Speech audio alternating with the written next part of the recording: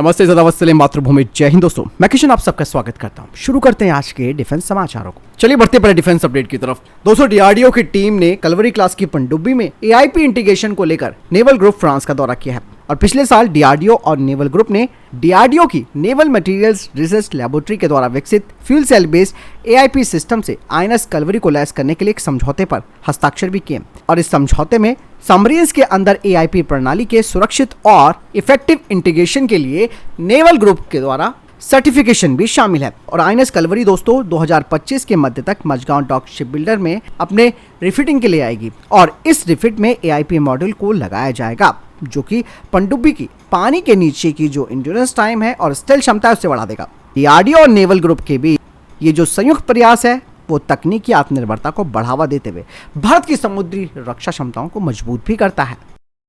चलिए बढ़ते हैं नेक्स्ट अपडेट की तरफ। दोस्तों, डसॉल्ट एविएशन भारत के एरोस्पेस इंडस्ट्रीज के साथ अपने संबंधों को मजबूत कर रहा है। अब कंपनी ने राफेल फाइटर जेट के उत्पादन के लिए भारतीय कंपनियों से टाइटेनियम पार्ट्स मंगाने शुरू किए।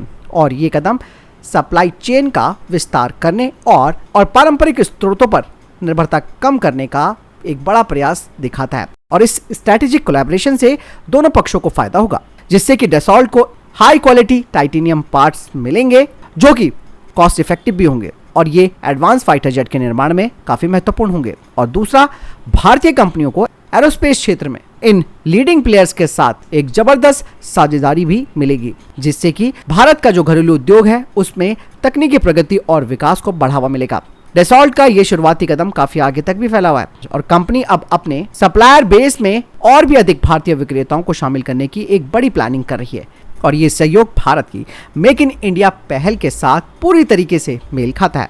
बढ़ते हैं नेक्स्ट अपडेट की तरफ। थिसेनक्रूप मरीन सिस्टम यानी कि टीकेएमएस के सीईओ ने कहा है कि अगर उन्हें भारतीय नौसेना का प्रोजेक्ट 75I के लिए चुना जाता है तो फिर वे एशिया पैसिफिक रीजन में इन पनडुब्बियों का मेन हब बन सकता है। साथ ही उन्होंने कहा कि उनकी कंपनी प्रोजेक्ट 75I के लिए बोली प्रस्तुत करने के लिए मझगांव डॉक शिप बिल्डर के साथ भी हाथ मिला चुकी है। और ये जो सहयोगात्मक प्रयास है वो भारतीय नौसेना के लिए 6 एडवांस पनडुब्बियों का निर्माण करेगा, जिसकी अनुमानित लागत 45,000 करोड़ रुपए है। थिसेनक्रूप मरीन सिस्टम के सीईओ ने कहा कि उनका ये जो विजन है वो पनडुब्बियों की आपूर्ति से आगे भी फैला हुआ है और वे U212 मॉडल के लिए एक मजबूत भारतीय इकोसिस्टम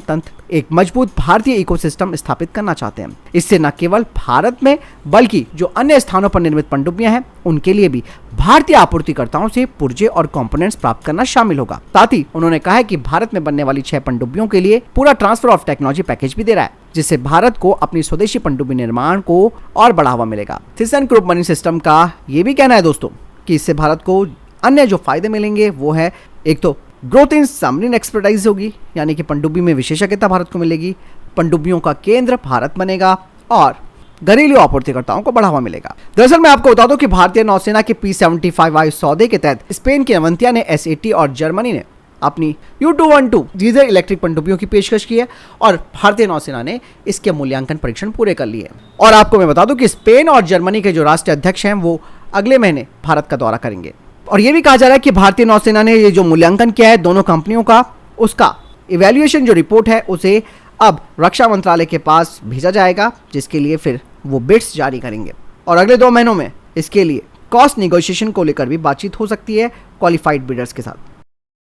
कुछ मीडिया रिपोर्ट सामने आई है जो कि स्ट्राइकर को लेकर आ रही है और ये कहा जा रहा है कि स्ट्राइकर को भारत निर्मित वैप के मुकाबले ज्यादा तवज्जो दी जा रही है। दरअसल डीआरडीओ का जो वैप 8x8 प्लेटफॉर्म है उसको एक नेगेटिव प्रतिक्रिया मिली है भारतीय सेना की तरफ से और कहा यह गया है दोस्तों कि सेना ने स्ट्राइकर की बेहतर डिजाइन और सुरक्षा को देखते हुए इसे ज्यादा तवज्जो दी है। मीडिया रिपोर्ट्स ये भी बताती है कि सेना स्वदेशी विकल्पों की तुलना में अब स्ट्राइकर को ज्यादा मजबूत प्लेटफॉर्म के रूप में देख रही है और यह डीआरडीओ के बिल्कुल खिलाफ जाता है।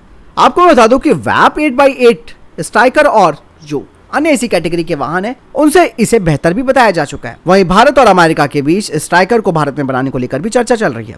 लेकिन दोस्तों यहाँ पर एक सवाल उठता है कि वैप 8x8 की ये जो नेगेटिव रिपोर्ट है वो वाकई में हमारे स्वदेशी प्रोग्राम के लिए एक बड़ा झटका हो सकती है। हालांकि ये जो निर्णय है वो सेना की क्षमताओं को भी प्रभावित कर सकता है, क्योंकि हम लोग जो आत्मनिर्भरता की दिशा में काम करने का प्रयास कर रहे हैं उसको ये झटका लग सकता है।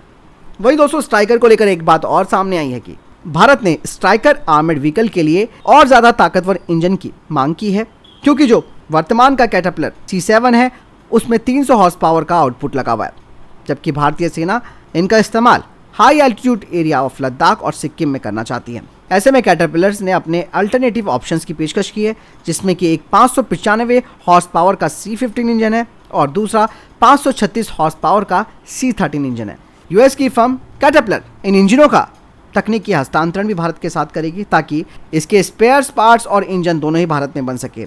दूसरी तरफ Lockheed Martin javelin anti tank missile की टेक्नोलॉजी भारत को देगा, जिसे कि स्ट्राइकर पे माउंट किया जाएगा। ऐसे में दोस्तों आप ये समझिए कि एक तरफ तो भारत स्ट्राइकर को बहुत ज़्यादा तवज्जो दे रहा है और वेब प्लेटफॉर्म को कम आंक रहा है, तो कुछ ना कुछ तो इसके पीछे कारण होगा।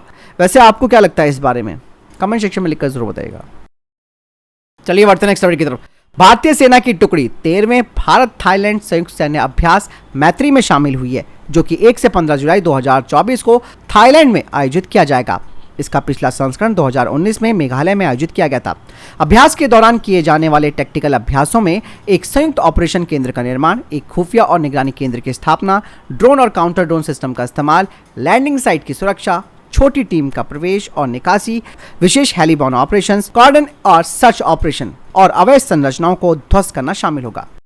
बढ़ते नेक्स्ट अपडेट की तरफ दोस्तों। डसॉल्ट एविएशन भारतीय वायुसेना के राफेल और मिराज फाइटर जेट के साथ साथ भारतीय नौसेना के राफेल के लिए नोएडा यूपी के जेवर हवाई अड्डे पर रखरखाव, मरम्मत और ओवरहॉल सुविधा स्थापित करने में अकेला आगे रहेगा।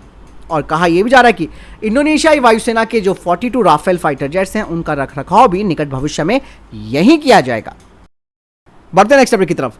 अधिकारियों की तरफ से कहा जा रहा है कि तेजस मार्क 2 फाइटर जेट का रोल आउट 2025 में होगा और इसकी पहली फ्लाइट 2026 के एंड में होगी। चलिए बढ़ते नेक्स्ट अपडेट की तरफ। दोस्तों भारतीय वायुसेना के तेजस मार्क 1A फाइटर जेट की डिलीवरी को अभी और वक्त लग सकता है। दरअसल ये डिले इसलिए भी हो रहा है क्योंकि कुछ पार्ट्स और F404 इंजन की जो सप्लाई है वो यूएस फर्म जनरल इलेक्ट्रिक से अभी तक नहीं हो पाई है। बढ़ते नेक्स्ट अपडेट की तरफ। भारतीय सेना को डिलीवर होने वाले अपाचे हेलीकॉप्टरों की डिलीवरी भी अब लेट होगी। आपको बता दें कि इससे पहले पहला हेलीकॉप्टर फरवरी 2024 में भारतीय सेना में शामिल होना था और उसके बाद सभी 6 यूनिटें अप्रैल तक शामिल होनी थी, लेकिन अब इसमें देर हो चुकी है। चलिए बढ़ते नेक्स्ट अपडेट की तरफ दोस्तों। ब्राजील की सेना ने अब अपने प्रोजेक्ट को आगे बढ़ाया, जिसमें कि वो मीडियम एल्टीट्यूड और high altitude air defence system को खरीदना चाहती है। बता दें कि इसके लिए आकाश सिस्टम और चाइना के स्काई ड्रैगन 50 का मूल्यांकन ब्राजील की सेना की तरफ से किया जा रहा है। बढ़ते नेक्स्ट अपडेट की तरफ दोस्तों। भारतीय राफेल से पाकिस्तान को हमेशा से टेंशन रही है और यही वजह है कि पाकिस्तान के एयरफोर्स ने अब अपने JF-17 फाइटर जेट को और ज़्यादा अपग्रेड करना शुरू कर दिया और इसे परमाणु मिशन के लिए वो तैयार कर रहा है। हाल ही में खबर आई है कि JF-17 फाइटर जेट को टैक्टिकल न्यूक्लियर मिसाइल से लैस किया गया है और इस मिसाइल का नाम है राड। ये खुलासा ऐसे समय में हुआ है जब हाल ही में सिप्री की रिपोर्ट में कहा गया था कि पहली बार परमाणु बमों के मामले में भारत पाकिस्तान से आगे निकल गया है। पाकिस्तान ने अपनी राड मिसाइल को फिर से रीडिजाइन किया है, हालांकि इसके क्या उद्देश्य और क्षमताएं वो किसी को नहीं पता। दोस्तों अब आपसे मैं पूछना चाहूंगा कि किस भारतीय कंपनी ने भारतीय नौसेना की P-75I प्रोग्राम में बोली के लिए स्पेन की नवंतिया के साथ सहयोग किया है? आपके ऑप्शंस हैं Larsen and Toubro, HAL, DRDO या BHEL। सही आंसर देने वाले के कमेंट को लाइक किया जाएगा। तो फिलहाल इस हफ्ते के टॉप डिफेंस अपडेट्स वीडियो के सामने कोई प्रश्न जवाब आपका कोई सवाल है कमेंट सेक्शन में लिखकर जरूर पूछ सकते हैं। मिलता हूं नई वीडियो के साथ। जय हिंद, वंदे मातरम।